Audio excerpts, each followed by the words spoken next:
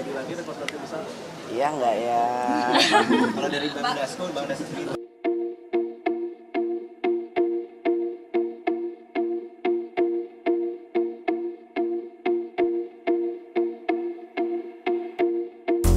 Insya Allah. Memang Insya sudah Allah. ada rencana untuk bertemu dengan Pak Prabowo. Insya Allah. Ada Bang komunikasi. Dasko, apakah seperti 2019 lalu ketika Pak Jokowi mengajak Pak Prabowo bergabung dan Pak Prabowo nanti mengajak PDIP gitu bergabung itu, Puan? Apakah mungkin itu terjadi lagi ada konstruksi besar? Iya nggak ya?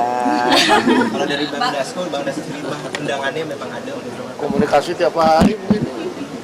Mbak Puan sedikit kalau soal hak angket sejauh ini sudah ada pergerakan belum yang Mbak Puan terima informasinya? Belum ada pergerakan. Belum ada pergerakan. Pak Puan karena